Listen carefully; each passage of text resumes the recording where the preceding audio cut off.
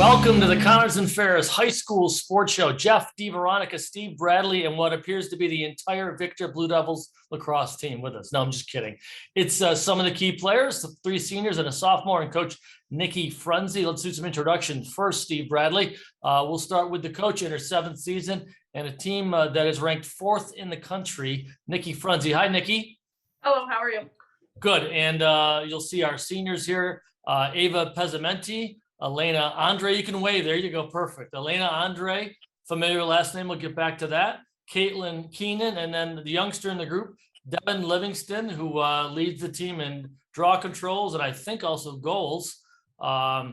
Welcome, everybody, and congrats on what has been so far a terrific regular season. As we record this, you have 1 game left against the Baldwinsville Bees, and then it starts the 2nd season. So, Coach Frunzi,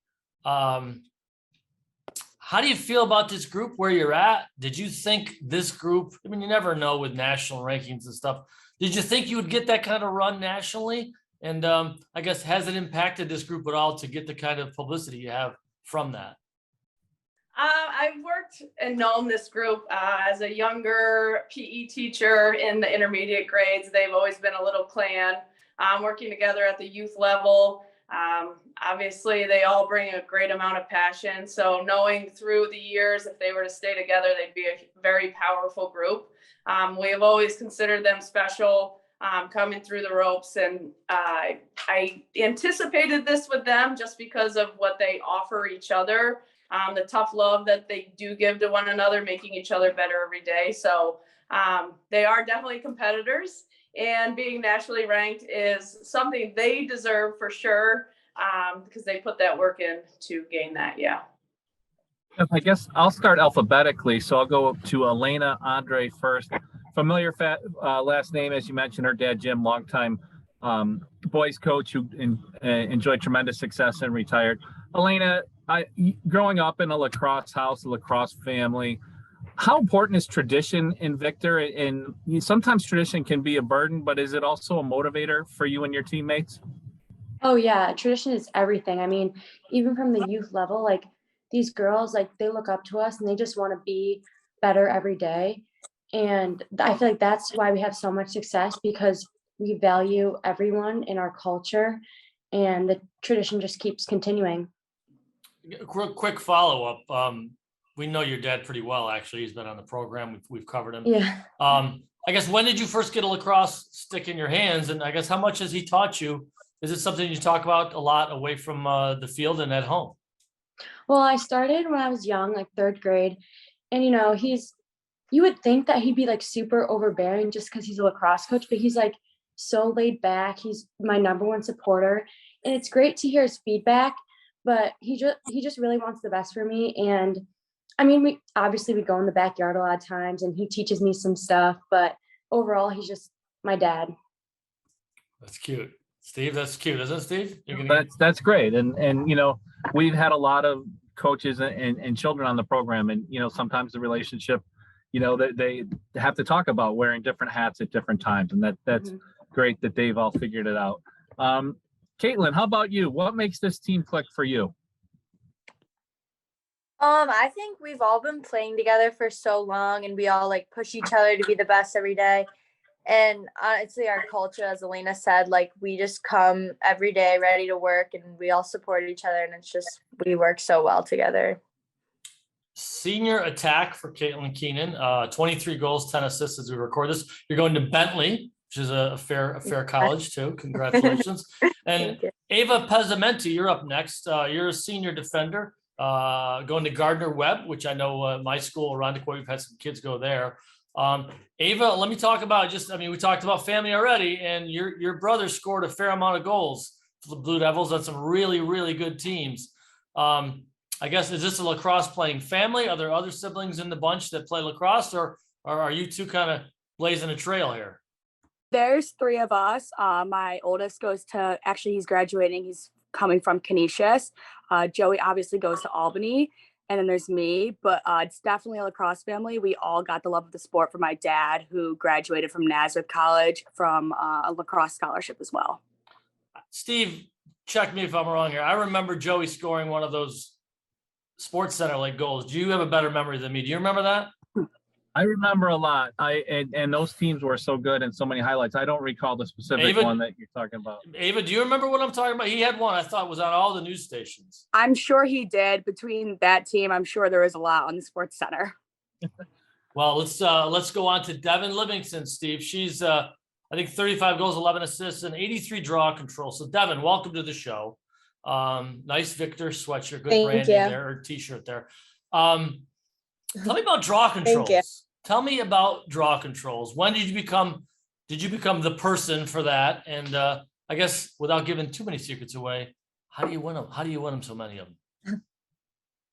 Yeah, so basically, it's just a lot of practice. I started doing the draw like as long as I can remember. I've just always been like wanting to be a part of like the draw and like just all over the field. So I just like work really hard. Actually, the women's lacrosse Syracuse draw taker, she's helped me a bunch.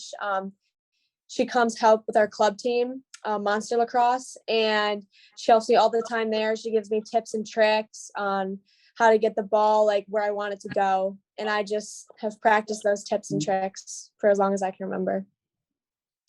Frunzi, we've heard the girls mention just on and kind of going around the horn here, the word culture. And sometimes it's harder to coach some teams that have a lot of talent. And, there's, I think, the saying about, culture eats strategy for lunch. So how important is culture and instilling it and maintaining it in the way that you run the program? There does need to be a fair balance of all of it. Obviously, we have a family mentality, which I love. Oftentimes we'll find ourselves having open door conversations with each other with that tough love that I spoke of earlier. You might not want to hear something, but it's the best. 5 minutes later, we promise to always leave practices with hugs. We do team reads together. Some days when we know we need a little break from the sport, some recovery, we go on hikes at local trails. All of those pieces put together kind of bring the chemistry on the field, which I think is super important. And the girls, they just, like I said, they love each other. They're always out for each other's best interests. And that's what makes them beyond special. Let's take a quick break. We'll come back to segment 2 with the Victor girls lacrosse team. The Blue Devils ranked nationally and certainly a heavy favorite to win the Section 5 Class B championship. We'll have more with Victor in just a minute. You're watching the Connors and Ferris High School Sports Show on Rock Sports Now.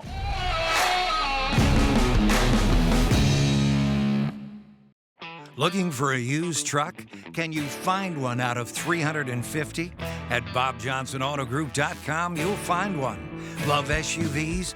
800 are waiting for you to take one home at BobJohnsonAutoGroup.com. Add 350 pre-owned sedans, and you've got a total of 1,500 used vehicles only at BobJohnsonAutoGroup.com. Bob Johnson's got you right. Bob Johnson. While we celebrate 140 years of serving our community, the kind of delicious joy that lasts a lifetime, we look forward to serving you for 140 more. With hardworking, wholehearted, passionate people who will help shape new memories for generations to come.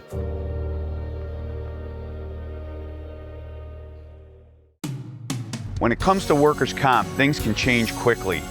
The only way to make sure your rights are protected is to have a trusted, committed attorney on your side. An attorney who has devoted their career to helping injured workers. Someone to fight for the money and medical benefits you deserve. The only person on your side is the attorney at your side. Connors and Ferris, your workers' comp attorneys. The best 3 things here at McQuaid are definitely the sports, the brotherhood, and the service to community. I think that's a really big, important thing that McQuaid stresses, which is part of creating a better and great man. You definitely feel a connection with your fellow students here. It's being all guy school. You're able to relate to each other on a personal level, and everyone's very welcoming here with open arms and willing to be your friend.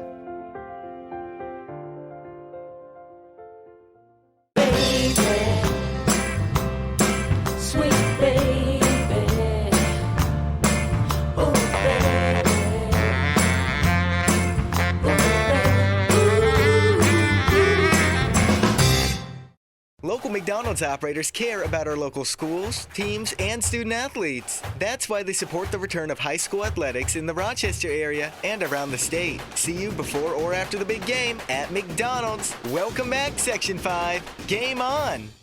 In these challenging times, our dedicated team at American Custom continues to provide top quality installations to every customer. With guidelines and restrictions changing daily, we apply attention to every detail. You can trust our team to make sure the job is done right.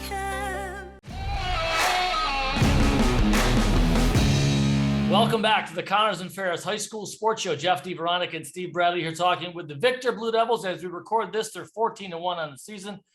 Probably will be 15-1. Doesn't really matter because they're playing an out-of-section team in their finale, and they'll be the favorite to win Section 5 Class B. Other contenders, I don't know. I mean, Canandaigua was 11-2, rivals for sure. Coach Frunzi, you beat him in a real tight one on May 2nd, 6-2. Madison Mabbitt with a couple goals, Olivia Bruno with a couple goals, and you took control in the second half. What did you like about that second half that this team did to grab hold of that game? We had a very powerful halftime talk. We all realized how flustered we were going in. The pressure did get to us a little. We found ourselves bending a little bit, but we refused to break on each other. And that in itself just put fire in their bellies, and they came out ready to go. Ava, one of the things that impressed me the most about that game, and as a defender, sometimes defenders don't always get the recognition. You held a really good team to 2 goals. What makes this defense click? Their communication, their lacrosse IQ. I do believe they prepare themselves as well as coaches preparing them for games with matchups. Full description of the other team's offenses help, but more so their communication on the field, the chemistry that they build off the field, their speed. They are very, very, very athletic, which is awesome. So I have said a million times this year just to them that I am so proud of how our defense is handling themselves, holding teams to single digits, as you can see. So I also want to mention, because I'll hear about it when I see him next, if I don't say it, never count out Brighton this time of the year. Brighton 8-4 record as we record this, and Coach Curtis will be on me if I see him. Never count out the Bruins. All right, you beat Pittsburgh 13-3. West Jenny, you had a really good schedule. West Jenny 12-6, Skinny Atlas 13-7. New Canaan, Connecticut, 8-7, and your only loss was to Darien, 10-9. Let's see. Let's go here. Let's go with Alaina. What'd you learn from that loss? I think teams learn the most from losses. That was a while ago, I think, but anything y'all learned from that loss that you got better from? Oh yeah, we definitely got better. Almost the whole second half we were down a player, so we really had to work extra hard on the defensive end. And that was one of our best games. And we always say it, we kind of count it as a win just because we played so hard and we played for each other that game. And that was like kind of the turning point where we realized that like, we're not just playing for ourselves, we're playing for each other. But Alaina just mentioned playing for each other. One of the opportunities this year that has not been there the last 2 years is to go beyond Section 5 and compete for a state title. You don't want to put anything ahead of anything heading to the postseason. And I'm sure Coach will want you to just focus and practice on getting better today than you were yesterday. But just the opportunity to keep playing and move forward this season. What does that mean to your senior class? Well, this team is definitely special. We put in the work outside of other teams, I personally think. I mean, for example, we had a 6 a.m. today, and a lot of us went and we lifted after school. And we put lacrosse above everything. We've wanted this for such a long time, and we're ready to work. The next week we have off, and we're just ready to put all of our skills ahead of everything else and try and compete for each other and go through Section 5 first and hopefully go to states. You know, looking back, as I was doing some research for this interview, I've thought of Victor as this quality program. It has been for a while. But you got those 3 titles, 3 in a row, 14, 15, 16. And then that's it. So as much of a contender as you've been, Caitlin Keenan, Victor hasn't grabbed the brick yet. How motivating as a senior is that for y'all to finish the deal here? Because, you know, it's always going to change in a couple of days. Regular season's over, your record's 0-0, and we all know rankings mean nothing when the ball goes up in the air. How cool would it be for this senior class to finally grab the brick, Caitlin? I think we're all so motivated, and I think last year losing to Canandaigua in the finals it really bit us in the butt, and it really we have like such a motivation. We all want to win. I think a lot of us have seen our brothers or family members win it in prior years, so I think we came together, and we're really excited for this postseason. Devin, as a younger player, your performance on the field has been impressive with the draw controls and the scoring. But as a young player coming up, what have you learned from these seniors as a leader that will help you develop as a player and help this program beyond this 2022 season? Devin? I mean, they just work so hard in practice. I mean, they show up every single day, giving their best all the time. And I think that like shows me, and it helps the team a lot. I think that's why we've come so far. They give so much to the team, and that's like, I'm gonna do that in next years, like just focus on giving 100% all the time like the seniors do. Well, I want to mention, we mentioned during our pre-interview, 11 different players are heading to college to play lacrosse off this team. Some of them, Ava Frunzi, we mentioned, she's going to Duke. Your goalie, Kennedy Shotland, Amber DeRosa, both going to Villanova. Grace Callahan to Michigan. I'll probably miss somebody, but I do want to talk about Bruno. Olivia Bruno's going to Virginia.